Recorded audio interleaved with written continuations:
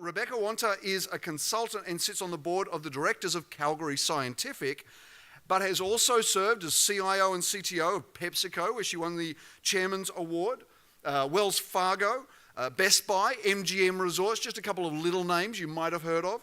She was named number 4 overall top 50 female CIOs, number 12 among top 200 CIOs overall by exec ranks, and has consulted for another couple of small brands you might know of: Target, Coca-Cola, 3M, Caterpillar, DuPont, Ralph Lauren. I'm really excited to welcome up onto stage Becky Wanta to talk about digital transformation and the modern enterprise.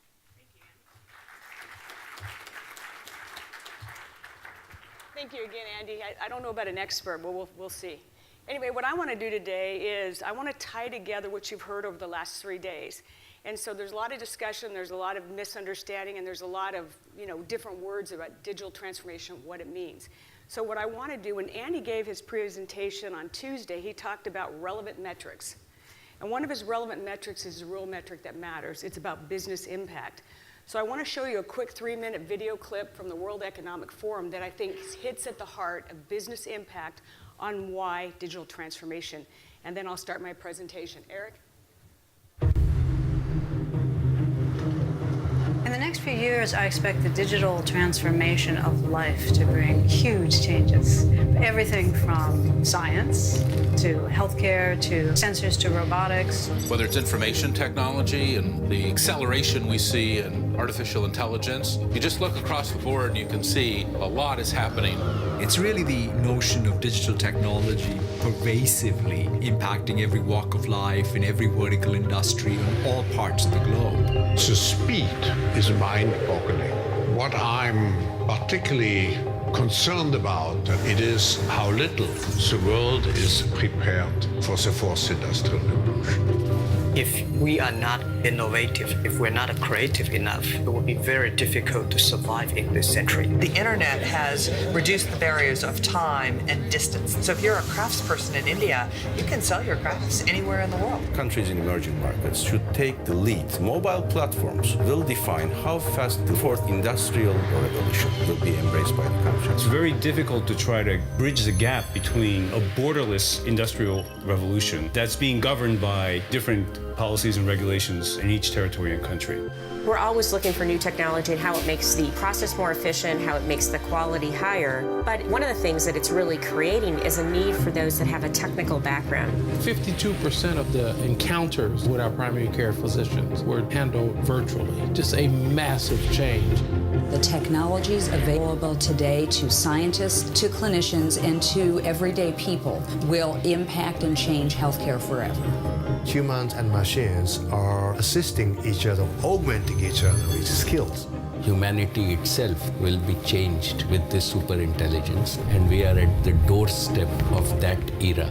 World Economic Forum is in the best position to meet a lot of these challenges that fourth industrial revolution is going to bring.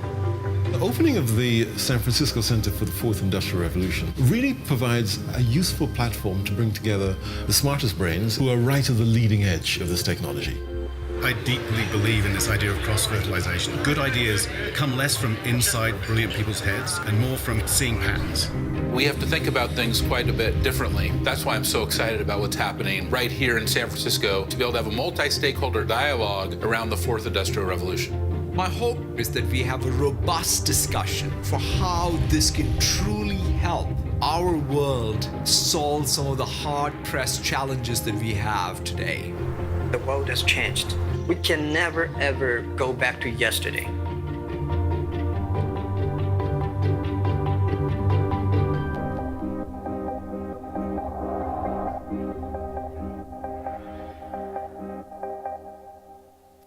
I think Jack Ma said it best at the end of this, is you can't go back to yesterday. So what I'm going to talk about is 3 things. There'll be 3 themes that come together in my presentation. Number 1, digital transformation is not a transaction. It's not incremental. It's a complete immersion. It's a journey. The second thing is the role that the CIO has to play and what it takes to become, as a company. The second theme is going to be about, do you want to be in that 12%? If you don't want to be in that 12%, you won't make this journey. And third, you heard it all this week or the last couple of days, hardware. Forget about it. It's going to be there. Don't put your focus there. You have to take the hypothesis in that the environments that you need to have in place will be there when you need it on a data-driven economy. So with that, let's put some numbers around there. So Roger Struckhoff, who's been the MC for this function for as long as I can remember, founded a company called Tao Institute, and they've done some really good research for me that I thought would make this data-driven, the enormity of data-driven culture like we're talking about, what it looks like. This is a 2017 statistic. 7 zettabytes, 7 million petabytes, which nets to 1 terabyte of data for everybody around the world. Just think about what kind of an environment you'd have to store that. The answer to that is a data center the size of Rhode Island and Delaware, for those of you from the domestic United States. Think about that, and that's just growing exponentially.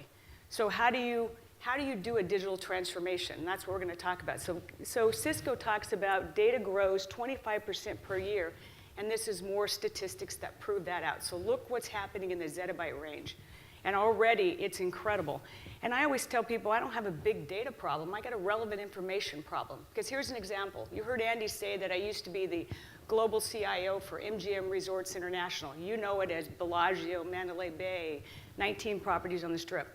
I could tell you what you had for breakfast 20 years ago. Who cares?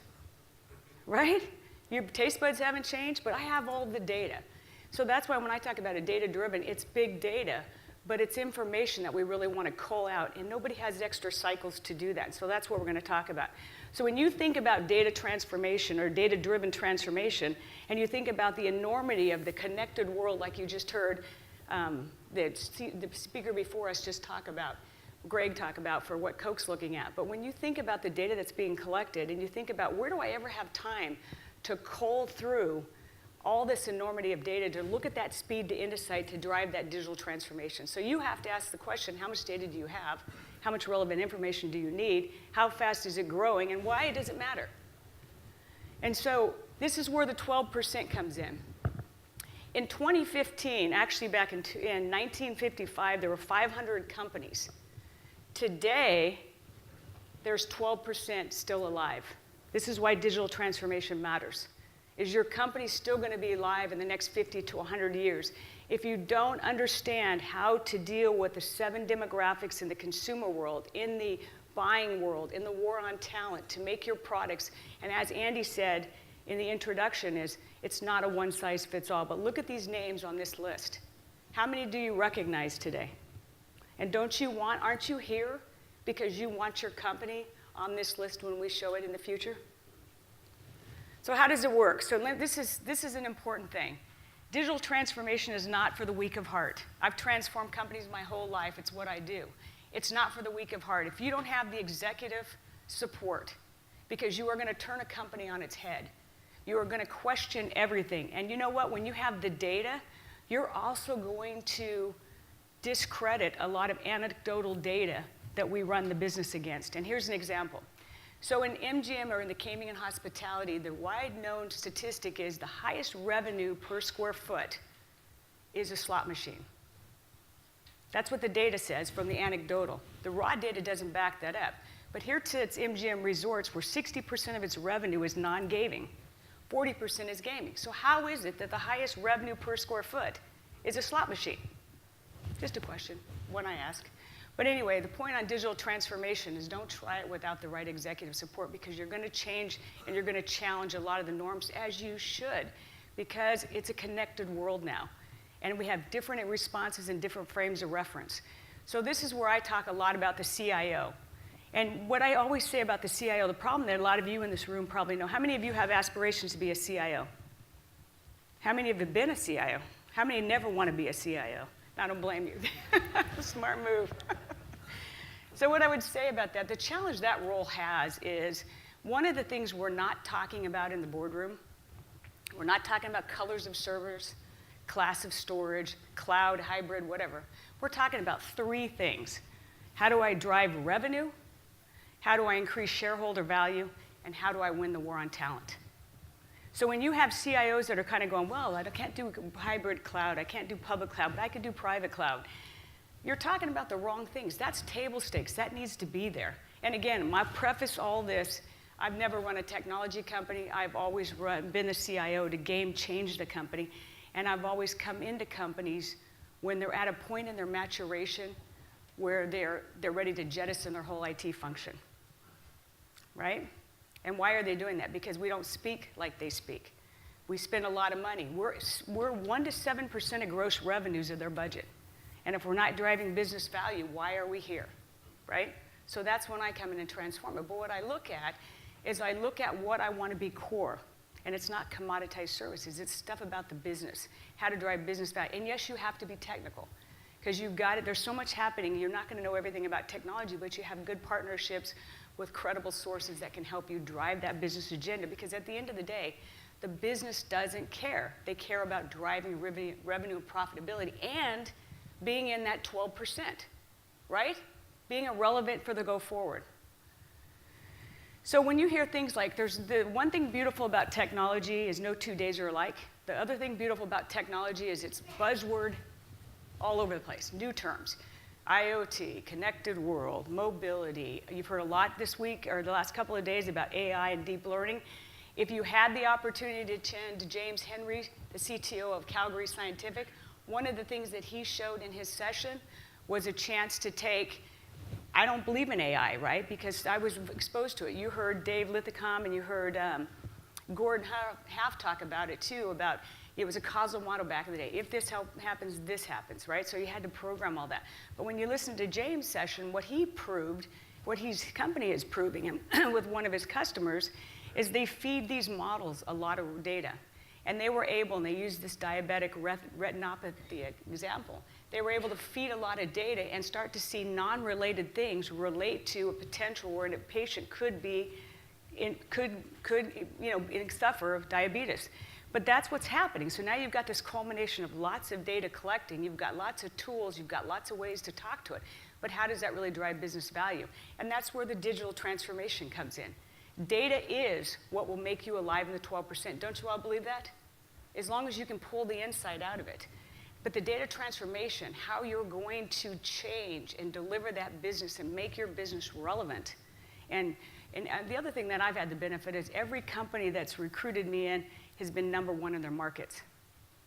So if you're #1 in your market, there's only one direction to go. They take that pretty serious, right? Your companies are in the same predicament. So everything else are just tools and tactic. It's about the data. So I got these enterprises, and 2 of them you might recognize, 2 that I know, and then obviously you heard Greg talk before me. But these are just a sampling of companies that are turning their companies on their head in a lot of ways and using data to change their go-to-market, to change their interaction with those 7 demographics and the buying and the work space and the consumer. So take a look at them. Names you all know. And is your name going to be up there in the 12%? So I put this chart up just because I wanted to show this. And it's easy for you. So United's valued at $20 billion, Facebook, very data-driven, $500 billion. And you're all sitting in the audience going, it's easier for Facebook than it is for United. Because United's got all this fixed infrastructure, legacy, it doesn't interact with anything, and Facebook doesn't have all that. Today, that's true. But every time you make a deployment, that's legacy. So how are you, if 80% of your budget is already spoken for in terms of license, labor, and maintenance, how do you, in the transforming of your company, create this whole innovation-centric capability that is your key to succeed into the go forward? So these are companies, now take a look at this. These are companies that are data-driven in their values, by their market cap. Do you see any of them dropping in value? There is not one up on that list that's dropping in value. So what does that say? They're starting to take an active, connective look at all their data to pull out that unique insight, to figure out how do I really transform and continue to be a thriving, viable entity. And that's what we're talking about. That is digital transformation. So this is a slide from GE. And this is an interesting slide because you've heard this kind of stuff talked about this week about, the right types of metrics. How to do transformation, how to tie processes, how to make processes more efficient. And what you see in GE, look at these numbers at the bottom. 1% improvement in process or in efficiency in this one nets to $27 billion. I didn't make up these numbers. It's material, 1% increase. 1% improvement in process, 63 billion. And this last one, they just changed their technique from a different engine, 66 billion, I think it is, yeah. But look at that. I mean, that's a phenomenal set of why it matters. That's a phenomenal answer, and that's just one little slice of GE. That's not on a global sense. That's just maybe one of their business models.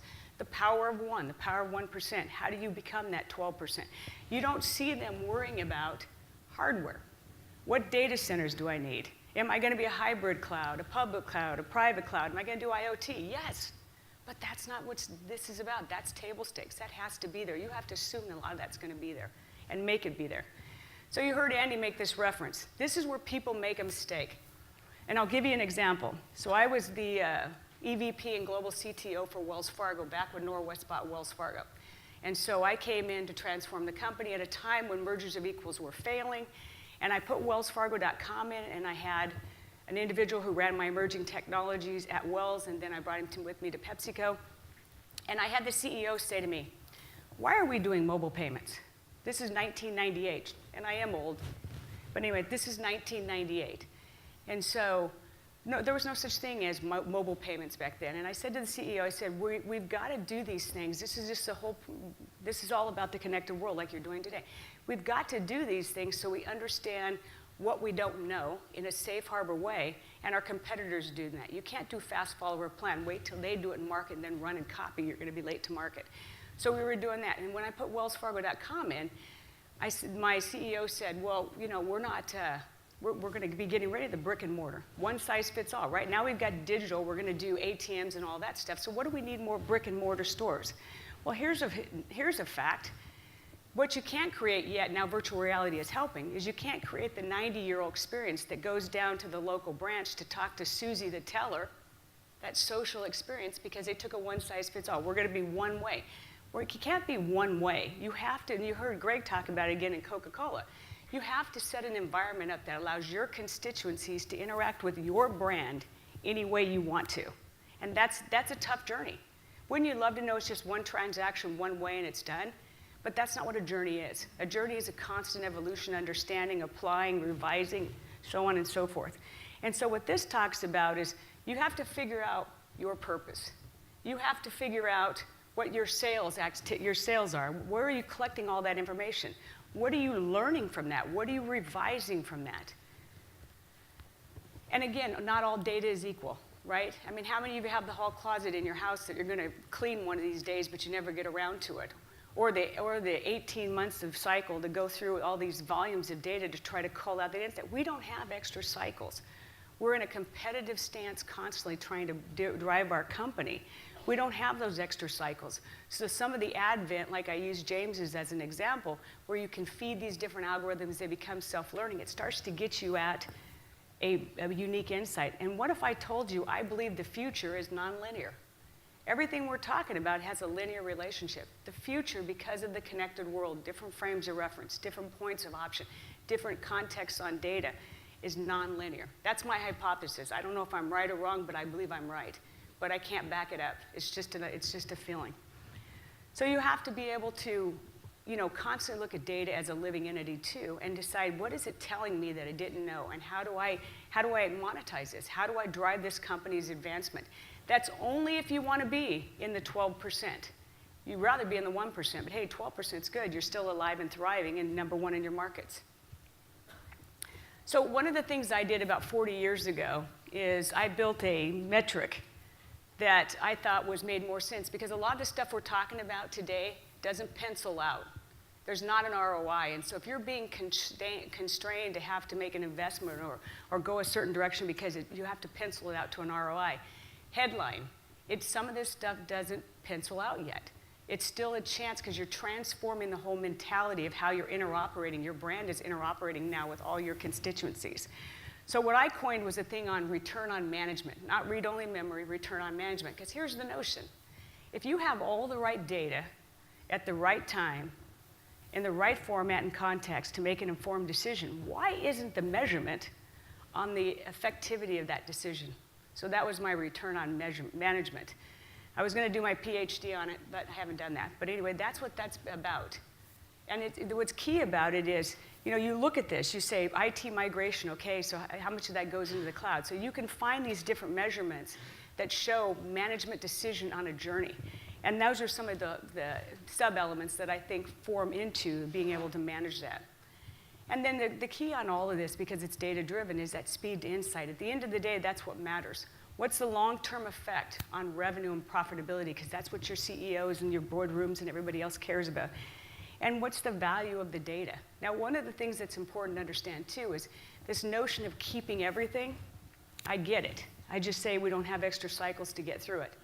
But the other piece of keeping everything is the litigation risk that it exposes you to in forensics and discovery. Just so you know, you have it, it's your job to make it available. So keeping everything has some downside. But again, we're keeping everything to try to figure out, is there something there that it makes us different in our marketplace that could bring more revenue and growth for our company? So in recap, remember that data does drive everything. We do technology for one reason, to convert ones and zeros to meaningful information so we can act on it properly. What does data really mean to you? Collecting everything? Okay, so I can tell you what you had for breakfast in Bellagio. Big deal. But what do you care about it? What are you going to do with it? How does it change your game? And this is important. Think big in the long term and be among that 12%. That's what this is about. You guys are here. Guys and gals, and everybody's here. You made time to come to this event. You've heard great speakers talk about their key learnings, been there, done that, and got the t-shirt. Use these resources. We never want to see people have to pioneer the same pain we've had to. Learn from all this, because your company is the benefactor of all that. And you get to be the brand stewards and the evangelists for the great companies that you represent. And I still think I can change the world. So it's a question to all of you, don't you? I think you can. You're here. So what questions can I answer for you? It's an easy journey. Everybody should do it, right?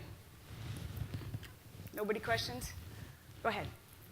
So when companies approach you, what's the kind of gating factor you use to decide when you're going to take an engagement versus when you might pass? So usually when it's not an engagement, I get recruited, I'm an officer, right? What drives my decision is first of all, it's the executive support to support it. So when I led the transformation of PepsiCo, just as an example, so PepsiCo was 5 brands, and they were serious to bring it into one, Gatorade, Tropicana, Frito-Lay, Quaker Oats, and Pepsi, and they were very serious about it. So there's a lot of people that give that lip service, but how committed are they? We were very committed to that. So I take it for 2 reasons. Number 1, the commitment of leadership, and number 2, the chance to learn something. I'm always a lifetime learner, and I don't know everything. So here was a chance to learn CPG. CPG is an odd place. Even though Greg made it look good, it's a very strange vertical for those of you that know. Same thing with retail, same thing with transportation. I think what's also important is when you look at what Gartner says in IT budgets, depending on the vertical, 1% to 7%. So integrated financial services believes IT is a competitive advantage. So they vote with their wallets, 6 to 7%. You go to retail, you go to CPG, and you go to transportation. It's somewhere between a necessary evil and something you scrape off your shoe, right? So it's 2%, somewhere 1 to 2%. So can you be just as effective? And I feel like the chance to learn these different verticals and the chance to be effective and prove to these companies where their greatness can extend. So that's what drives me. I'm most motivated that way. Thank you. Okay, go ahead. So you're a consultant. You walk in and you sit down with the CIO and intend to help them with the transformation. And once down the road, you know that it's all, as you said, lip service. And how do you determine that it is lip service versus sincere commitment? So one thing I would tell you, so first of all, I have my consultant practice for only one reason. It keeps me relevant in technology. Typically, in all the companies that you mentioned, I was recruited in as their EVPs or whatever. But what I would tell you is, and I've done transformations forever, real transformation to make it lasting and sustaining takes 3.5 years. And I've tried lots of different techniques, but otherwise, it's like a fist in a bucket of water, right? You put your fist in, you pull it out, there's ripples, and then the organization settles out. And so just what you said plays out. And that's what I said. If you don't have the executive support, don't do this. It's extremely painful. What is it? The pioneers had arrows in their back for a reason. It's hard. It's hard, but it's so worthwhile. But there is things inside of companies too, because organizations are fluid.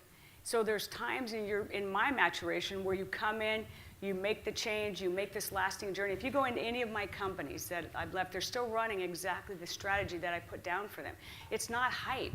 It works, but it's also adapting constantly to market changes, personnel changes, leadership changes, goals, profitability agenda, all those things. It has to be fluid and dynamic like that. It's never going to be a one size is done. But we are the right people to see the future like that because we're not verticalized. We're not running marketing in a little black box, or we're not running sales in a little black box. We're looking at the whole enterprise to make it more efficient. Much harder job. Go ahead. On the point you made that you implemented both, at least put the strategies in place and come with you, and then part of the really success factor is the adoption when you're not there. How do you know that adoption is being done post departure of the consulting team? Well, see, there's no consulting team when I go in there. It's just me. And I'm not a consultant when I'm in there. I'm their employee. I'm their officer. And, and I don't go in as, part of the last 3 probably CIO gigs, they've met me as a consultant, and it's given me a chance. I'd rather stay as a consultant because we get to test each other. But so when you go in and you transform, what is the first thing you're doing? You're sitting down, you're having conversations with key leaders, what's working, what's not working. You're looking at your team. I don't bring a team in because when I was coming up in the ranks, it used to irritate me to death that in would come the new blah and with a whole bunch of people that had your future jobs, but you're not going to get it because you're not in their blah. So I don't do that. I look at what team I have, how do I harvest, how do I fill the gaps, how do I repurpose the human capital, how do I give them the richness, and then I'll plug the gaps with outsiders. And so, but I'm not leaving in 24 months. It's usually 3, 4, 5 years later. And you don't bite this off in one bite. Because transforming a company, take a GE, for example. That's a company in dire need of transformation, believe it or not, right? Because it's been, but again, it's very, very successful. So it can keep doing what it's doing, and it doesn't have to do it. But so what you do is, I'll give you another example. So MLife, for those of you that know MGM Resorts International, I put MLife in. MLife was a 30-year vision of this company. Who has a vision for 30 years and has made no movement on implementing? So when you go in and look at MLife, it's an immersion around the brand. It's not a loyalty program. It's whether you're laying in a cabana at the pool in Bellagio, or sitting at a sports book over in Mirage, or having dinner at Circo, or going over to Circus, or seeing a show at Cirque du Soleil. All of that's the connected world. I know where you are, and I can make it very poignant to have this bi-directional, safe way to dialogue with you so I can drive more share of wallet. Because here's what's interesting about MGM. Unlike the MGM Resorts, unlike the other gaming properties in Vegas, MGM, 60% non-gaming, 40% gaming. They don't care about the local. They care about the 43 million destination resorts that come. So if you come 1.3 times a year, don't know what a 0.3 visit looks like, but that's the way the math works. If you come 1.3 times a year and I run a campaign and you haven't taken advantage of it, I have to test that another year and something in advance. What do I do that changes your behavior to get you to come over sooner? So when you think about business impact, like Andy talked about, that's business impact. That's 43 million people come to Vegas, into the MGM 19 properties. MGM Resorts is the largest taxpayer and employer in Nevada, for those that don't know, because most people think MGM Grand is MGM Grand. That's one of 19 properties, plus they're in all the other national companies. But the key to that is, so if I get one more dollar of that 43 million, that's a pretty material number, isn't it? And so if I know you're here rather than you're back in your car or on your airplane, and then I have to wait another year to get more money out of you, right? That's the business impact. That's digital transformation. That's why it matters. I got one more question. 1 minute and 17 seconds left. Oh, gosh. Have you ever thought about publishing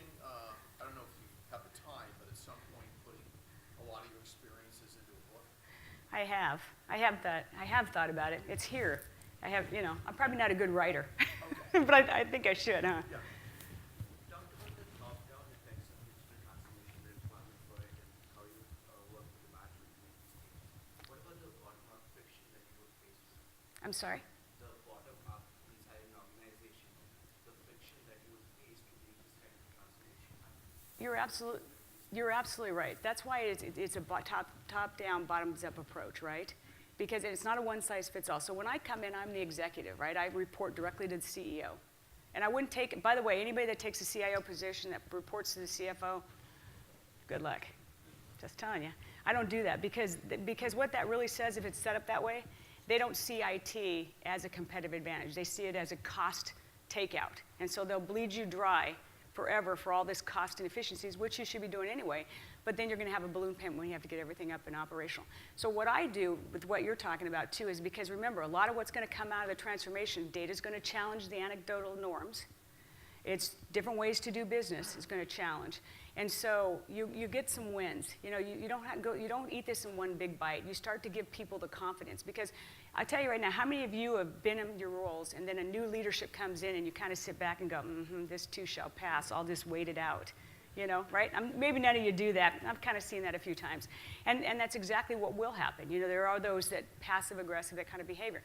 But you start to get people to believe by delivering. Everything is about your last delivery, right? What have you done for me lately? And I'll just tell you from my experience, every leadership I've ever worked for is ADD. What have you done for me lately? You're only as good as your last delivery. Now, again, you guys are all blessed and you've never been in those environments. But for those environments that you have, the only way you win them is constantly having successes. And it's not, see, one of the things when I transform, I go into a 30, 60, 90-degree delivery model. Because remember, these guys are now used to 18, 24, 36 months. The business has changed so much by the time you deploy, it's irrelevant. So that's why I changed that whole culture to 30, 60, 90 days. Because if I can't give you capability in 30 days, I don't know what I'm doing. And that creates a drug addiction, or what I like to call a movement. And then people start to believe. Otherwise, we're just some new hack that comes in, and they're just going to wait us out anyway. You can't transform organizations until you deal with all of that. But you do have to have the right executive support, because this stuff is hard, but so worthwhile to be in the top 30%. Go ahead. 12%.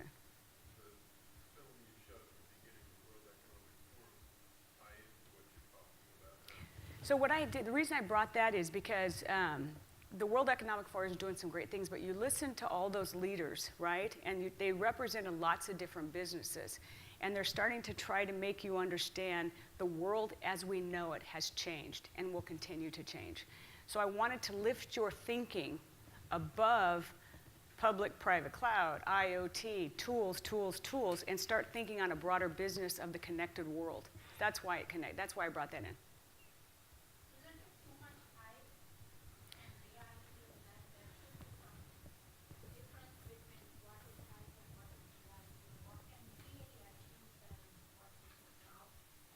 Well, here's what I would. But see.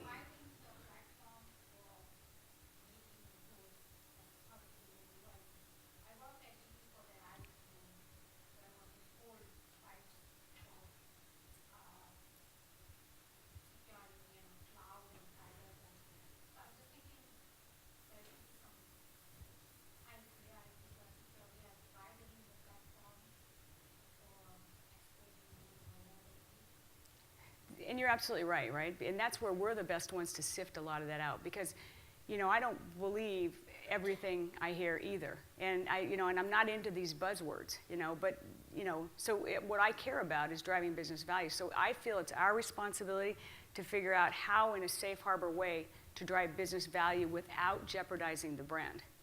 Because at the end of the day, you cannot jeopardize the brand. So when I think about the connected world, even putting mobile payments in, or the first-time ATMs or M-Life and all that kind of stuff, all of that is done with my eyes wide open to protect and preserve the brand. I do not take the risk. So what I'm saying is that's why it's not a one-size-fits-all and it's not a one and done. There are pieces of your operation that you can put some of this stuff that may be more bleeding edge in place without jeopardizing your brand.